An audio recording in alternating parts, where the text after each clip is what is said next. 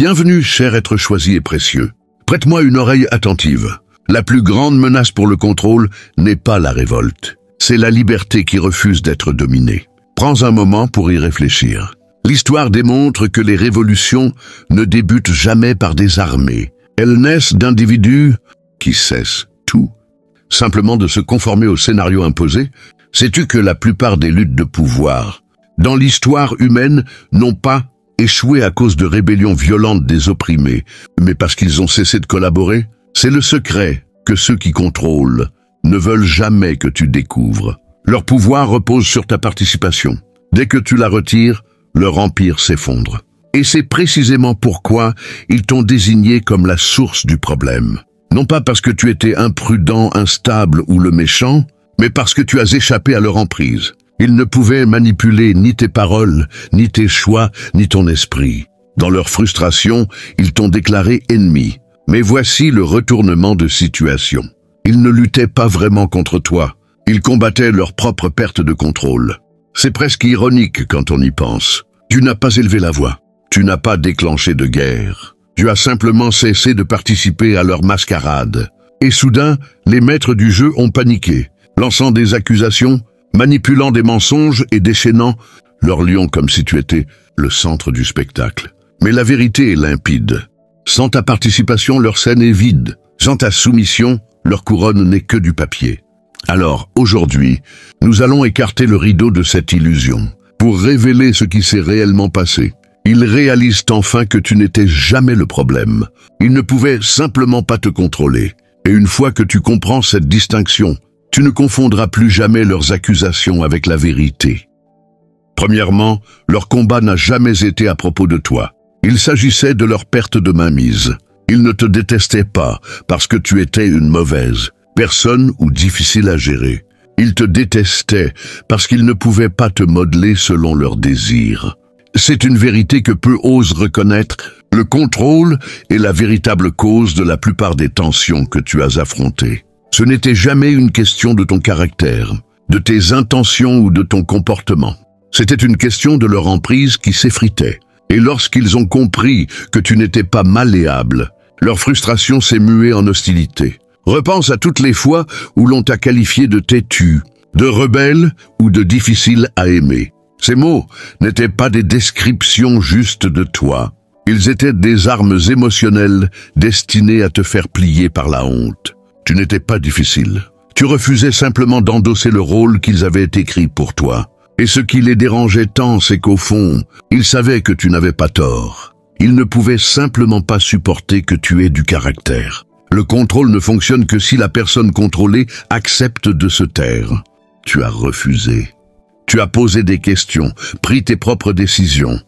Et chaque fois que tu l'as fait, cela a érodé le pouvoir qu'ils pensaient détenir sur toi.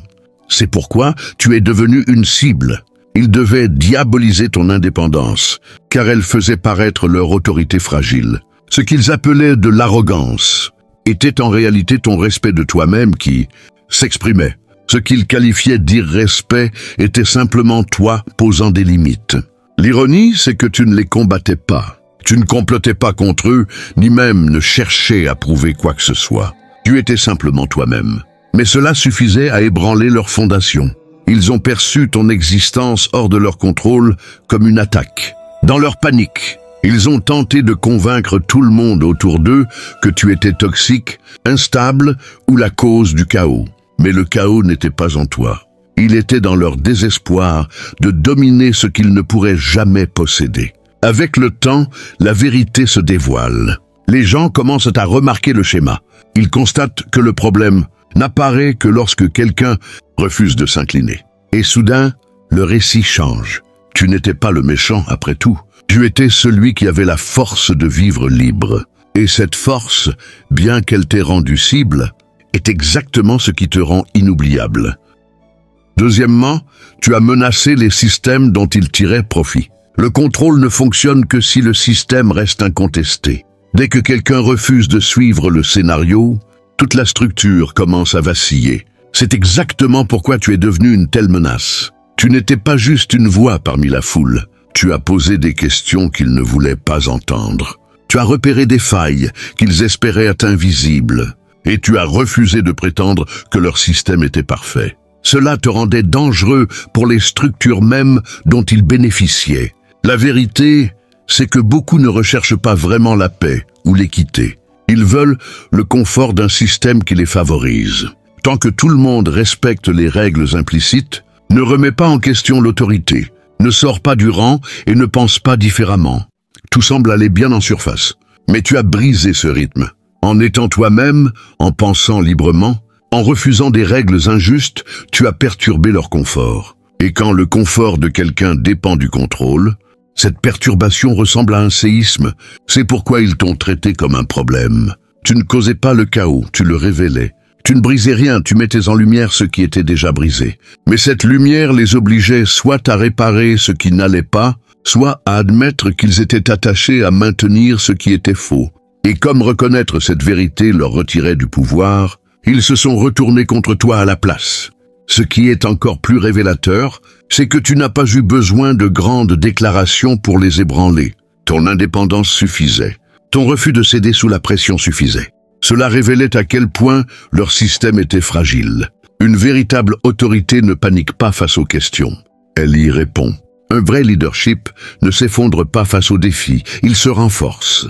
Le fait qu'ils aient réagi par la rage, la diffamation et la manipulation prouvaient simplement que leur pouvoir reposait sur des bases instables. Alors qu'ils convainquaient les autres que tu étais l'instable, la vérité était tout autre.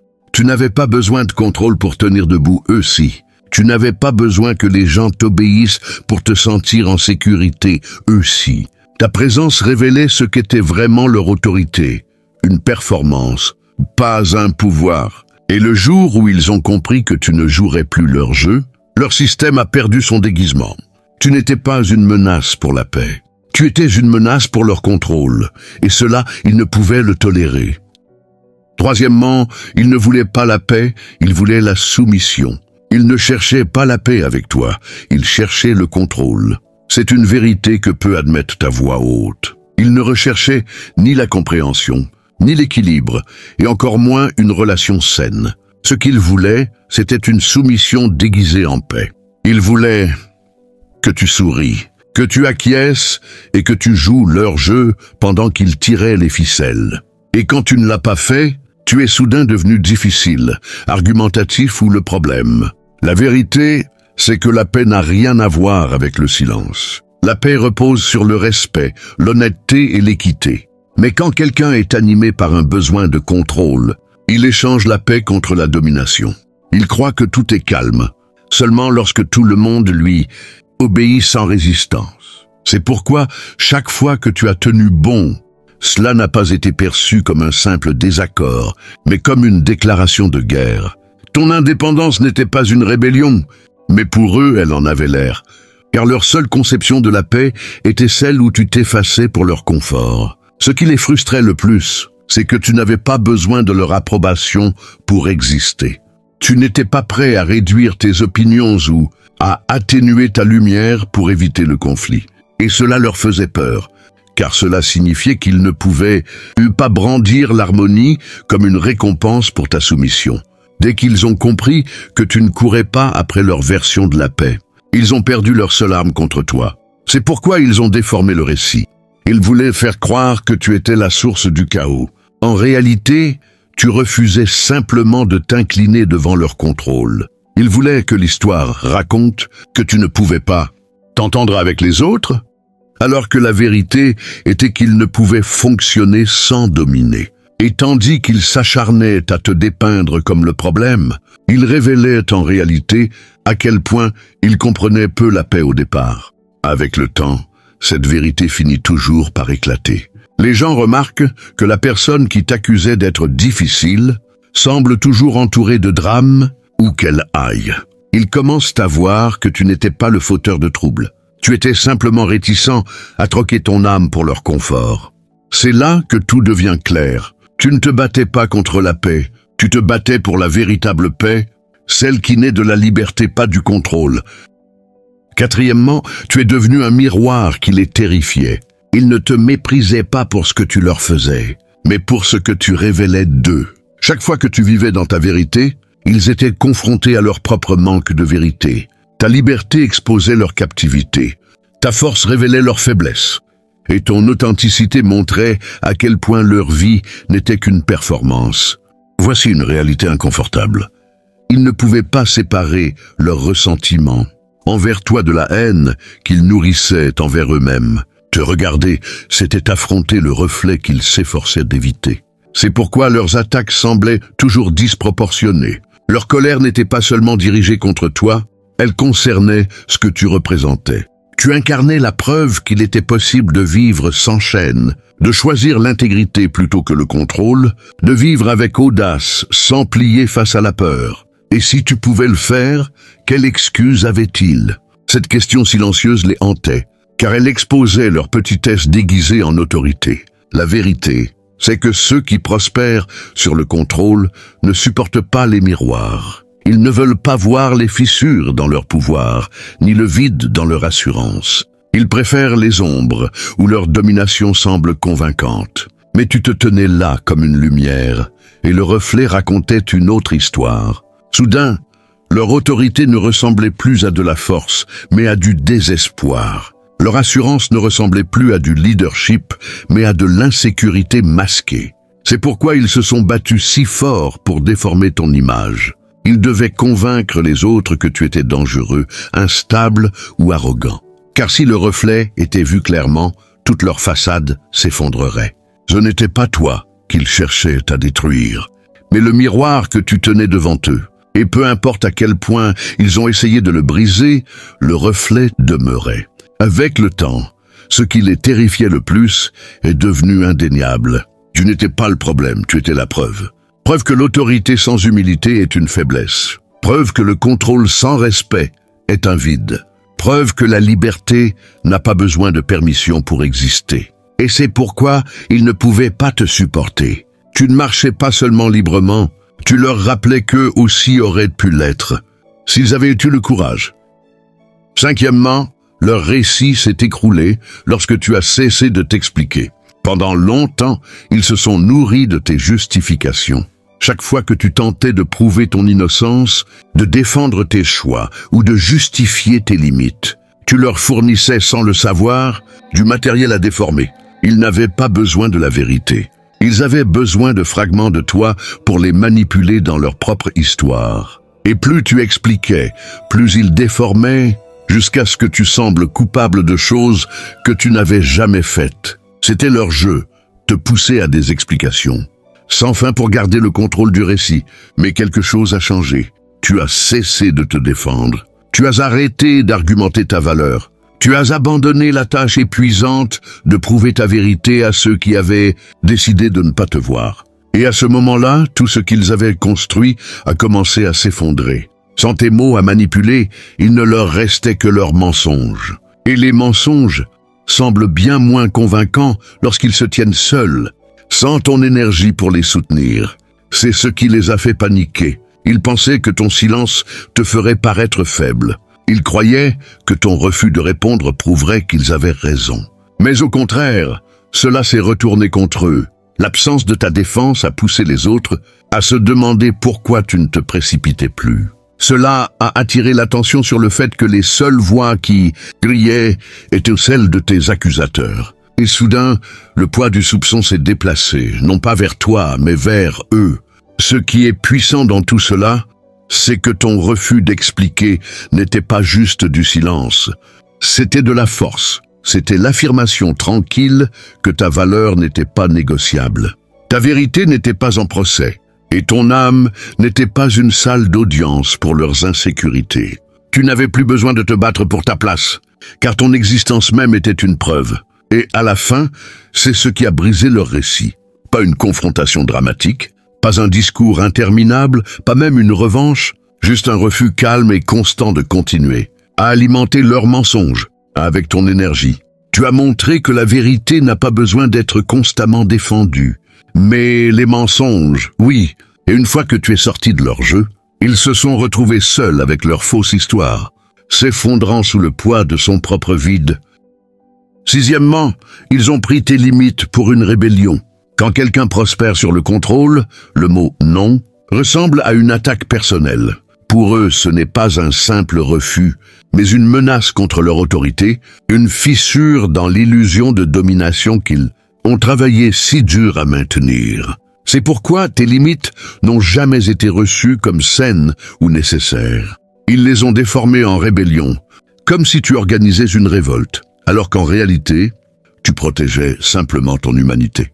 Tu n'essayais pas de les renverser, tu ne cherchais pas le chaos, et tu n'étais même pas irrespectueux. Tu faisais ce que toute personne saine a le droit de faire. Décider ce que tu tolérerais ou non. Mais dans leur monde, le respect n'avait qu'une seule définition, la soumission.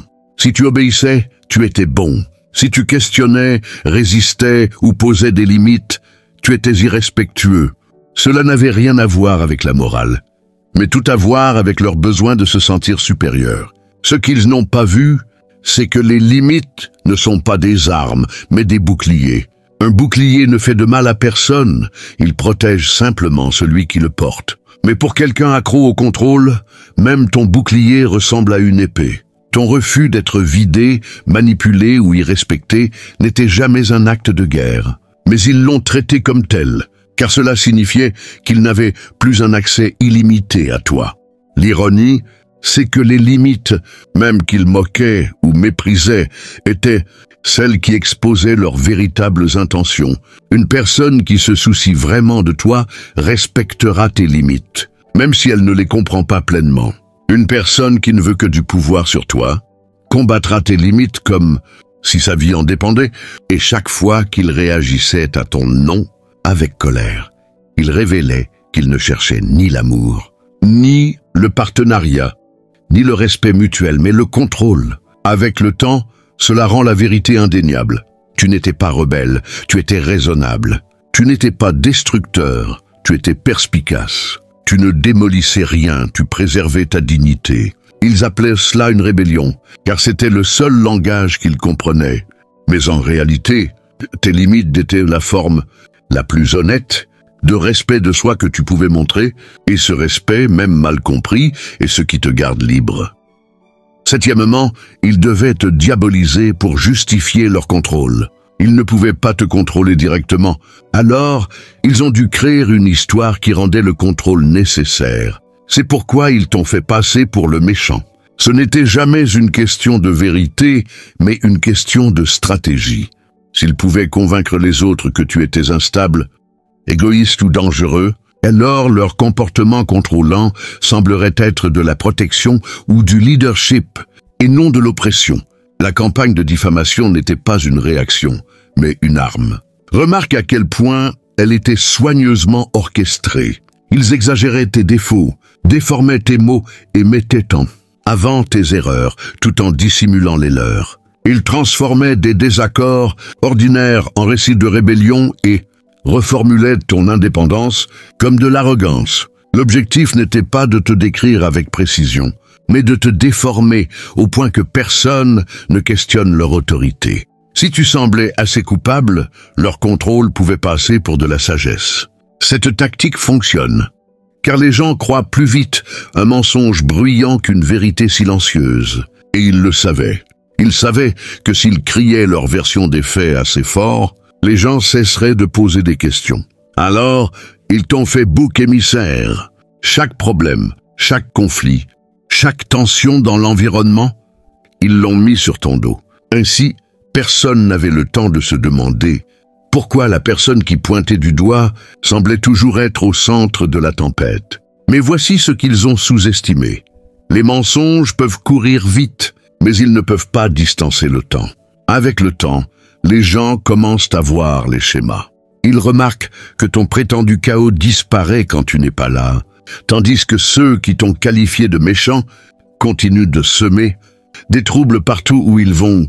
Ils réalisent que la diabolisation n'était jamais à propos de toi, mais un déguisement pour leur propre dysfonctionnement. La partie la plus puissante de cette révélation, c'est que tu n'as pas eu à te battre pour l'obtenir. Tu n'as pas eu à te défendre sans fin ou à courir après leurs accusations. La vérité a simplement commencé à se dévoiler, car la réalité a une manière de trancher à travers la performance. Et à la fin, leur tentative de te diaboliser n'a pas diminué ta valeur. Elle a diminué leur crédibilité. Ils voulaient te faire passer pour le méchant pour que personne ne voie leur oppression. Mais maintenant, tout le monde voit la vérité. Le méchant était celui qui tenait les chaînes. Huitièmement, ton indépendance rendait leur influence insignifiante. Ce qui les a le plus ébranlés, ce n'était pas ta défiance, mais ton indépendance. Tu n'attendais pas leur approbation. Tu n'étais pas désespéré pour leurs ressources. Et tu ne t'accrochais pas à leur validation. Cela te rendait intouchable, d'une manière qu'ils ne pouvaient tolérer. Car le contrôle prospère sur la dépendance. Quand quelqu'un a besoin de toi pour de l'argent, du statut, des connexions ou de l'acceptation, tu peux dicter ses choix. Mais quand cette dépendance disparaît, le contrôle s'éteint sur le champ. Et c'est exactement ce que ta vie leur a révélé. Ils ne pouvaient pas acheter ta loyauté avec de petites faveurs, car tu n'avais pas faim de miettes. Ils ne pouvaient pas te menacer de rejet, car tu étais déjà en paix avec l'idée de tenir debout seul. Ils ne pouvaient pas te ramener par la culpabilité, car tu savais distinguer un véritable soin d'un chantage émotionnel. Chaque tactique qui fonctionnait sur les autres glissait sur toi, et c'est là qu'ils ont réalisé que tu étais la seule personne qu'ils ne pouvaient posséder.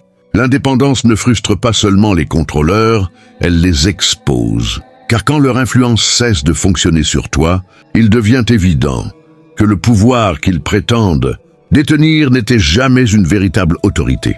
C'était de la manipulation déguisée en leadership. Ils ne guidaient personne, ils manipulaient, soudoyaient et intimidaient. Et tu as fait voler ce couvert en éclats simplement en étant entier sans eux. C'est pourquoi ta liberté semblait une trahison à leurs yeux. Dans leur esprit, la loyauté signifiait dépendance. Si tu ne t'appuyais pas sur eux, tu devais te retourner contre eux. Mais ce n'était jamais le cas. Tu as simplement choisi de vivre ancré dans ta propre force. Tu ne rejetais pas la connexion, tu rejetais le contrôle, et ils ne savaient pas comment fonctionner dans une relation qui n'était pas construite sur un levier. L'ironie, c'est que ce qu'ils craignaient le plus est ce qui t'a rendu inébranlable. Ton indépendance t'a libéré de leur manipulation, mais aussi de la peur constante. Tu n'avais pas à craindre qu'ils tirent le tapis sous tes pieds, car ta stabilité ne dépendait pas de leurs mains. C'est ce qui rend l'indépendance si puissante. Elle affaiblit leur contrôle tout en renforçant ta paix. À la fin, ton esprit autosuffisant a révélé la vérité qu'ils tentaient de cacher. Leur influence ne comptait que lorsque quelqu'un en avait besoin. Toi, non. Et à ce moment-là, toutes leurs stratégies, menaces et pots de vin sont devenues inutiles. Ton indépendance n'était pas une rébellion, c'était une libération. Et cette libération, ils ne pouvaient jamais la contenir. Neuvièmement, ils ont réalisé que leur pouvoir sur toi était emprunté, pas gagné. Le contrôle qu'ils avaient autrefois sur toi n'était jamais réel, il était emprunté. Il n'existait que parce que tu n'avais pas encore découvert ta propre force. Peut-être avais-tu été conditionné à croire que tu avais besoin de leur approbation, ou peut-être n'avais-tu pas encore réalisé à quel point tu étais libre. Pendant un temps, cela leur a donné un levier. Ils ont pris ton silence pour de la faiblesse, ta patience pour une permission, et ta loyauté pour une soumission. Mais rien de tout cela n'était gagné. Ce n'était possible que parce que tu n'avais pas encore pleinement investi en toi-même. C'est la nature du pouvoir emprunté, il a une date d'expiration. Et dès que tu t'es éveillé à ta véritable identité, l'horloge s'est arrêtée. Il ne pouvait plus t'intimider avec les mêmes tactiques. Il ne pouvait plus te culpabiliser pour obtenir ta soumission. Il ne pouvait plus utiliser la peur, la honte ou le rejet comme arme, car tu avais cessé de les voir comme des autorités et commencé à les voir comme des manipulateurs. Ce qu'ils présentaient autrefois comme de la domination s'est soudain révélé pour ce que c'était. Du désespoir déguisé en contrôle. Quand le pouvoir n'est pas gagné, il ne peut pas durer. Le pouvoir gagné repose sur le respect, enraciné dans la sagesse, la confiance et une influence authentique. Le pouvoir emprunté, en revanche, dépend des illusions et des angles morts. Il exige que l'autre personne reste inconsciente de sa propre valeur. C'est pourquoi ton éveil était une telle menace. En récupérant ta force, tu as coupé l'approvisionnement même qui leur donnait de l'influence. Et quand la source se tarit, le système s'effondre. L'ironie, c'est qu'ils n'ont jamais vraiment eu le pouvoir qu'ils pensaient détenir. Ils n'étaient pas de grands leaders, mais des opportunistes profitant de ton inconscience. Le jour où tu as cessé de leur donner accès à tes émotions, tes choix et ton énergie, leur trône s'est transformé en une chaise vide. C'est pourquoi ils se sont battus si fort pour te ramener sous leur coupe. Ce n'était pas de l'amour qu'ils perdaient, c'était un levier. À la fin, la vérité est devenue indéniable. Leur contrôle n'était jamais une véritable autorité, mais un accès emprunté. Et une fois que tu as récupéré ce qui t'appartenait toujours, ils se sont retrouvés exposés. Plus de stratégie, plus de cartes à jouer, plus d'emprise à tenir, juste le son creux du désespoir essayant d'imiter le pouvoir. Et à partir de ce moment, la seule personne avec une véritable autorité sur ta vie, c'était toi. Dixièmement, leur contrôle s'est effondré quand tu as refusé de jouer. Tant que tu restais dans le rôle qu'ils t'avaient assigné, leur scénario fonctionnait parfaitement. Tu étais le bouc émissaire quand ils avaient besoin de blâmer, le conciliant quand ils avaient besoin de confort, le silencieux quand ils avaient besoin de contrôle, et le sacrifice quand ils avaient besoin de quelqu'un pour porter le poids de leur dysfonctionnement. Ce n'était pas parce que tu étais faible, mais parce que tu avais été conditionné à croire que jouer ces rôles maintenait la paix. Mais tu as fini par réaliser que la paix construite sur la performance n'est pas de la paix du tout. Et dès que tu as refusé de jouer, tout leur système a commencé à se démanteler. Les contrôleurs comptent sur un public pour croire en leur numéro. Ils ont besoin que tu joues le jeu pour que leur récit semble convaincant. Sans ta participation, leur histoire commence à paraître étrange. Qui peuvent-ils accuser quand tu refuses de porter un faux blâme?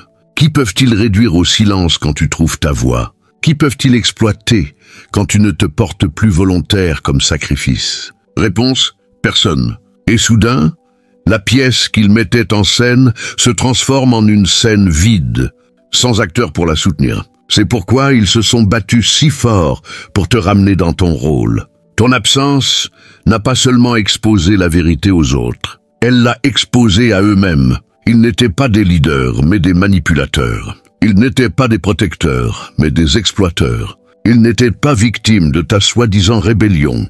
Ils dépendaient de ta soumission pour maintenir leur façade en vie. Dès que tu as arrêté de jouer ton rôle, toute leur production semblait bon marché et transparente. Et voici la partie la plus puissante. Tu n'as pas eu à les détruire. Tu n'avais pas besoin de revanche, de stratagème ou de représailles. Tout ce qu'il a fallu, c'était quitter leur scène et récupérer ton propre scénario. En t'éloignant, tu les as forcés à affronter une réalité qu'ils ne pouvaient plus déguiser avec des mensonges. Sans quelqu'un à contrôler, ils n'avaient rien. Leur pouvoir ne s'est pas effondré parce que tu t'es battu plus fort, mais parce que tu as arrêté de jouer tout court. À la fin, ton refus est devenu la vérité la plus forte. Tu as montré que leur influence n'était pas un vrai pouvoir, mais du théâtre. Et quand tu as choisi l'authenticité plutôt que la comédie, le rideau est tombé, les lumières se sont éteintes, et leur performance a été révélée pour ce qu'elle a toujours été. Une fraude construite sur des rôles empruntés que tu n'acceptais plus de jouer.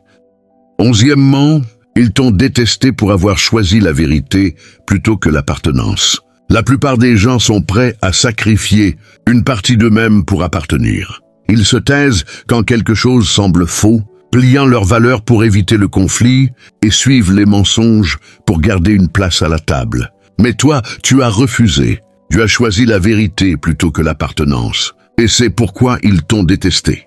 Tu ne voulais pas te réduire pour mettre les autres à l'aise, et tu ne prétendais pas être quelqu'un d'autre pour rentrer dans leur moule. Cette intégrité te rendait intouchable, mais aussi une menace pour quiconque construisait son confort sur la conformité. Ils ne pouvaient pas comprendre pourquoi tu ne jouais pas le jeu. Pour eux, l'appartenance était le prix ultime, même si cela signifiait vivre un mensonge. Mais pour toi, l'appartenance sans vérité n'était pas de l'appartenance. C'était une prison déguisée en acceptation. C'est ce qui te rendait différent.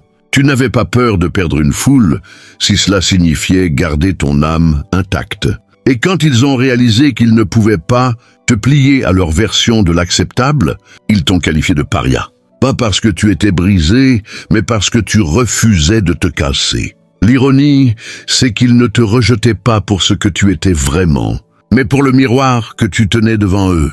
Ton choix exposait leurs compromis. Ton honnêteté leur rappelait les mensonges qu'ils se racontaient pour survivre. Et au lieu de s'élever à ton niveau de vérité, ils ont essayé de te repousser pour ne pas avoir à affronter ce qui leur manquait. Ils ont pris ton courage pour de l'arrogance, alors qu'en réalité, c'était ce qu'ils souhaitaient. Secrètement avoir mais n'osaient pas embrasser. Avec le temps, l'étiquette de paria devient une preuve de liberté. Tu n'appartenais pas à leur foule, car tu n'étais pas destiné à être enfermé par leurs conditions. Ils voulaient que tu sois plus petit, plus silencieux, plus conciliant. Mais tu as choisi de rester entier, même au prix de leur approbation. Et ce choix t'a rendu libre, d'une manière qu'ils ne pourront jamais être. Enchaîné à l'acceptation. C'est pourquoi leur haine était si profonde. Tu n'as pas seulement rejeté leur moule, tu en as exposé le vide. Tu as montré que la vérité vaut plus que l'appartenance, que l'intégrité vaut plus que l'approbation, et que la liberté vaut plus que leur acceptation. Ils n'ont rien perdu en te rejetant, mais tu n'as rien perdu en refusant de te trahir. En fait, tu as gagné la seule chose qu'ils n'auront jamais, la capacité à vivre pleinement libre, sans permission. 12e, ils n'ont pas perdu le contrôle de toi, ils ont perdu le contrôle de l'histoire. Dès le départ, leur plus grande arme n'était pas le pouvoir sur toi, mais le pouvoir sur le récit. Ils savaient que s'ils pouvaient contrôler la manière dont les autres te percevaient, ils n'auraient pas besoin de te contrôler directement. C'est pourquoi ils ont déformé ton image, exagéré tes défauts et inventé des mensonges qui te dépeignaient comme instable, ingrate ou impossible à gérer. Tant que les gens croyaient leur version, ils pouvaient préserver leur réputation et leur emprise incontestée. Mais la vérité a une manière de survivre aux mensonges. Et c'est là que leur chute a commencé. Au début, leur campagne de diffamation semblait fonctionner. Ils criaient leur récit assez fort pour que certains y croient. Mais plus l'histoire durait, moins elle tenait debout. Les gens ont commencé à remarquer que le prétendu problème ne se comportait pas comme tel. Tu n'étais pas là à semer le chaos. Tu vivais ta vie, debout, fort, vacant à tes affaires. Pendant ce temps, ceux qui t'appelaient instables ne parvenaient pas à garder leurs propres histoires cohérentes. Les fissures dans leurs mensonges devenaient trop évidentes pour être ignorées. C'est là que la peur s'est installée. Pas la peur de toi en tant que personne, mais la peur de ce qui arriverait si les gens commençaient à poser les bonnes questions. Car si les projecteurs se tournaient, ils révéleraient que le problème n'était jamais toi, mais leur manipulation, leur fabrication et leur tentative désespérée de garder le contrôle par la tromperie. Tout leur pouvoir reposait sur le maintien de l'illusion. Une fois que l'illusion commençait à s'estomper, leur autorité s'effondrait. Et voici ce qui les a le plus piqués. Tu n'as pas eu à te battre pour les exposer. Tu n'as pas eu à faire campagne pour ton innocence ou à déclencher une guerre pour laver ton nom. Tout ce que tu avais à faire, c'était vivre dans la vérité assez longtemps pour que leurs mensonges s'effondrent sous leur propre poids. La réalité surpasse toujours la fabrication.